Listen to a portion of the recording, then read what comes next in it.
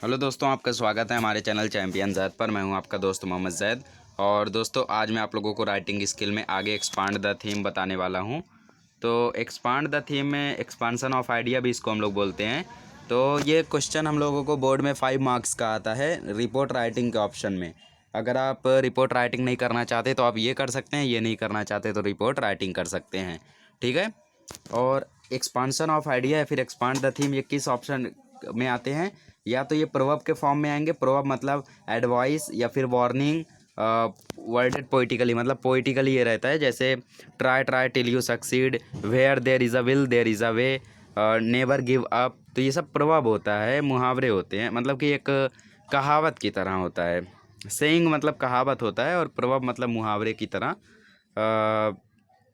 Try try until you success, where there is a will there is a way, ये सब एक saying की तरह रहते हैं। एडवाइस रहती है।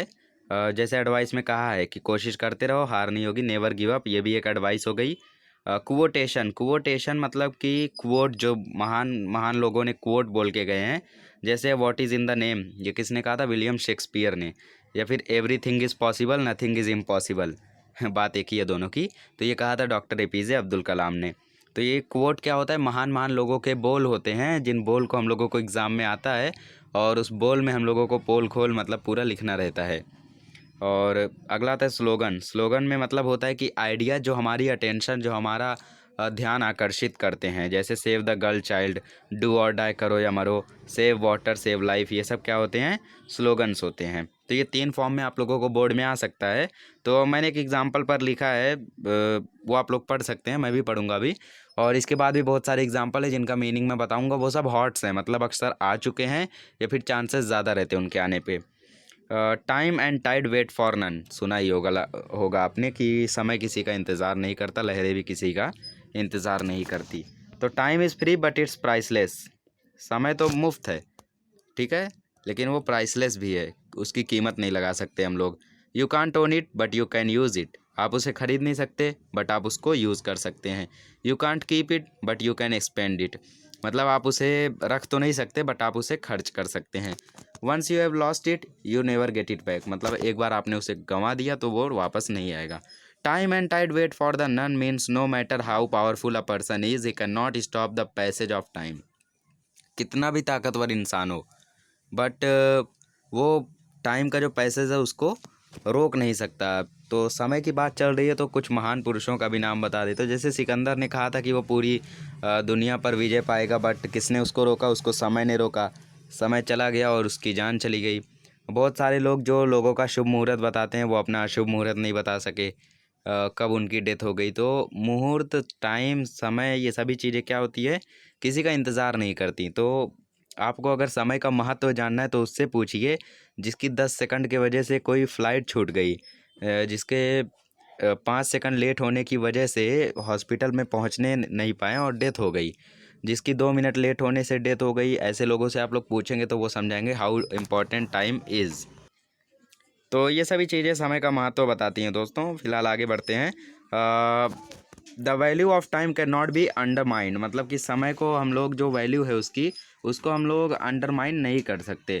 Life is but a collection of moments which we must not wait, मतलब कि लाइफ क्या होता है कि life is nothing but a collection of moment, कुछ पलों का जोड़ होता है लाइफ, जिसको हम लोगों को वेस्ट नहीं करना चाहिए। अ पर्सन टेक्स बर्थ और a small baby, a baby grows into child, child into teen, teen into adult, and an adult becomes old. The law of nature is the supreme. Time keeps flowing. Human being, whether like it or not, cannot stop this law. मतलब कि समय चलता रहता है, उसको रोक नहीं सकते ह्यूमन बींग, पसंद हो या ना पसंद हो, बट जो सच है उसको कोई ठुकरा नहीं सकता है। No one can stop it.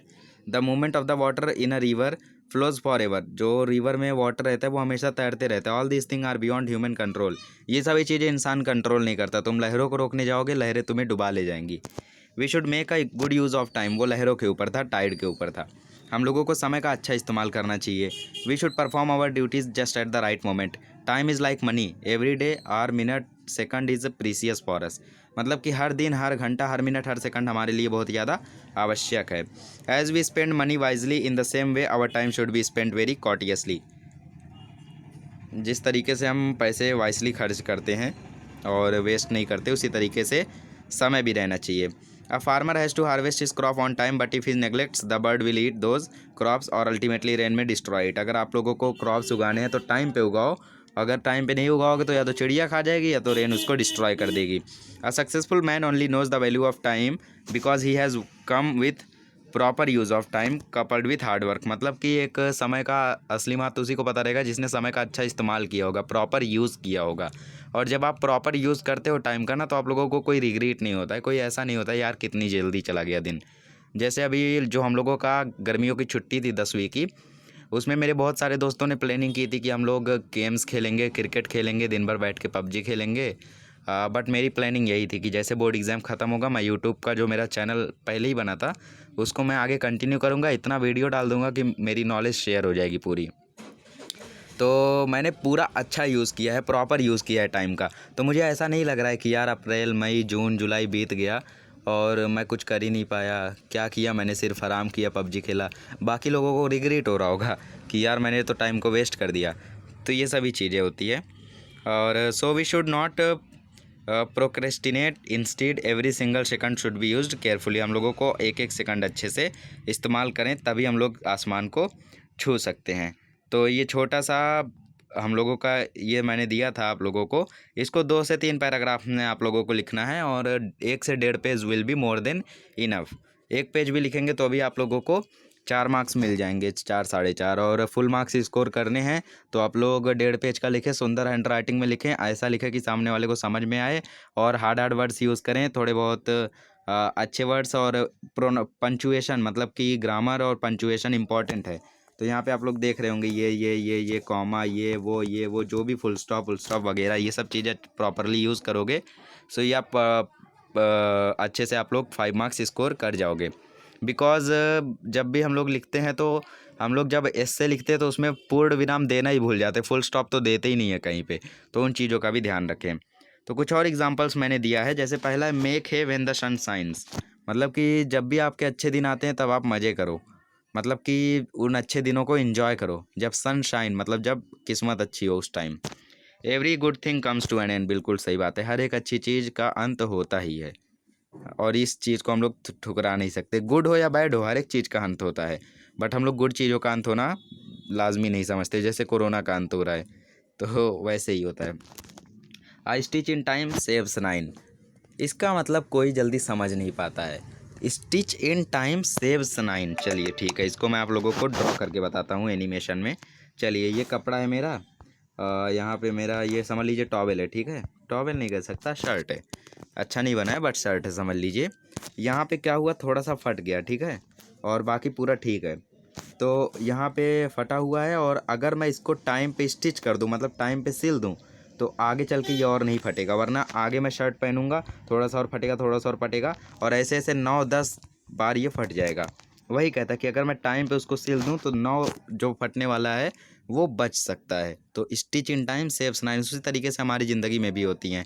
अगर हम लोग एक चीज़ को जल्दी सुलझा दे तो बाकी प्रॉब्लम्स जल्दी आती नहीं हैं, और अगर हम लोग एक प्रॉब्लम को झेलते रहेंगे तो उससे हज़ारों प्रॉब्लम्स आ जाएंगी। Necessity is a mother of invention, बिल्कुल सही बात है। जब आप लोगों को ऐसा लगा कि कूलर और फ़ैन हमें उतनी ठंडक नहीं दे पा रहे हैं, तब इन्वेंशन हुआ एसी का। आज आपके पास 0 रुपीज़ हैं, आज आपके पास उतना पैसा नहीं है, बट कल को अगर ज़रूरत पड़ जाए, बहुत ज़्यादा ज़रूरी काम आ जाए, इमरजेंसी पड़ जाए, तो आपके पास लाख 2 लाख कितना भी पैसा हो वो आ सकता है। इसीलिए कहा गया है necessity is the mother of invention. जब हमें ज़रूरत पड़ती है तब चीज़ों का इन्वेंशन अपने आप हो जाता है। कोरोना की वैक्सीन आज तक किसी ने नहीं सोची थी, जबकि कोरोना वायरस कोई नया नहीं है, ये एक पुराना है, पुरानी बुक्स में ऑलरेडी लिखा गया है। बट आज सबको ज़रूरत पड़ी तो रशिया ने पहली वैक्सीन बना दी। बाकी बीमारियों की वैक्सीन पर कोई ज़्यादा ध्यान नहीं दे रहा है, HIV और बाकी सभी बीमारियों की वैक्सीन आज तक नहीं बनी, बट कोरोना की वैक्सीन ज़रूरत पड़ी तो बन गई। तो necessity is the mother of invention, याद रखें। आपको आज ज़रूरत है कि बोर्ड में अच्छे परसेंटेज लाने हैं तो आप अच्छे से पढ़ रहे हो। पहले तो आप पढ़ाई नहीं किया करते थे, जब आप 6th-7th में थे, उस टाइम तो रिपोर्ट कार्ड में ABCD आता था, वही पढ़ लेते थे। An apple a day keeps the doctor away, रोज़ एक एप्पल खाओ, बीमारियाँ दूर रहेंगी। Clean you a better you, अगर आप स्वच्छ रहोगे तो अच्छे रहोगे। Nature is the best teacher, सबसे बढ़िया टीचर कौन है हमारे लिए? नेचर। नेचर हमें बहुत कुछ सिखा देता है। तो उसी पर आप लोगों को थोड़ा बड़ा करके लिखना है। Perseverance is the key of success. Perseverance मतलब कि कांस्टेंट एफर्ट, लगातार जो हम लोग एफर्ट्स लगाते हैं, लगातार कोशिशें करते हैं, उसी से हमें सक्सेस मिलती है। ऐसी सक्सेस नहीं मिल जाती। एक दो बार हारे और मुंह उधर करके बैठ गए। जैसे मेरा एक बार चैनल बनाया, उस पर 2-3 हज़ार सब्सक्राइबर्स आए। उस पर 9th के स्टडी वीडियोज़ थे और बाकी क्रिकेट कार्टून वगैरह थे। तो कार्टून क्रिकेट पर कॉपीराइट आने लगी। That's why my channel was suspended at that time and I have earn $5 to $6 मेरे उस चैनल में थे। बट मैं उन सभी को गंवा चुका। बट मैं वहाँ पे हार के नहीं बैठा, मैंने परसेवरेंस रखा, मतलब कांस्टेंट एफर्ट। फिर से यूट्यूब चैनल बनाया, फिर से उन्हीं वो वीडियोस को डाला और आज सक्सेस हूँ। I have my channel monetised और पिछले चैनल से बहुत अच्छा है ये channel. A bad workman always blames his tool. Writing सही नहीं हो रही है आपकी तो आप पेन को बोलोगे यार ये पेन ही बहुत ख़राब है, मुझे ये पेन लेनी नहीं चाहिए, मैं 40 रुपये वाली पेन लेकर आता हूँ। तुम 1000 रुपये की पेन लेकर आओ तब भी हैंड राइटिंग तुम्हारी वैसी की वैसी ही रहेगी। कारपेंटर है, कारपेंटर से काम अच्छे से नहीं हो रहा है तो बोलेगा आरी ख़राब है। तो बैड वर्कमैन जो एक ख़राब काम करने वाला रहता है वो अपनी चीज़ों को ही दोष देता है, कभी अपने आप को दोष नहीं देता है। डोंट जज a book by its cover. कभी भी किसी भी इंसान की पहचान उसके कपड़ों से नहीं होती है। जिस तरीके से बुक का कवर तो बहुत ख़राब है, बहुत भद्दा है, ग्रे कलर का है, कुछ लिखा नहीं, एकदम सादा है, क्या ये कौन सी बुक है, अंदर जाओगे तब ना पता चलेगा। उसी तरीके से इंसान भी होता है। बाहर से इंसान कैसा दिखता है, उसने कैसे कपड़े पहने, उससे उसकी पहचान नहीं होगी। Patience is bitter but it's fruit is sweet. मतलब कि पेशेंस जो होता है, जो धैर्य होता है, वो थोड़ा कड़वा होता है, बट धैर्य के बाद जो फ्रूट मिलता है वो बहुत ही स्वीट होता है। जैसे 1 साल मैंने धैर्य रख के पढ़ाई की, मुझे कड़वा लगा, बिटर लगा, बट जब फ्रूट मिला तो कितना ज़्यादा स्वीट लगा कि वो बिटरनेस जो था वो ओवर शेडो हो गया उस पर। तो ये कुछ चीज़ें हैं जो इंपॉर्टेंट हैं एक्सपांशन ऑफ आइडिया में। मुझे उम्मीद है आप समझ गए होंगे। तो इन चीज़ों को ज़्यादा ध्यान रखें और नेक्स्ट लेक्चर में मिलेंगे तो इन्फॉर्मेशन ट्रांसफ़र भी सीखेंगे।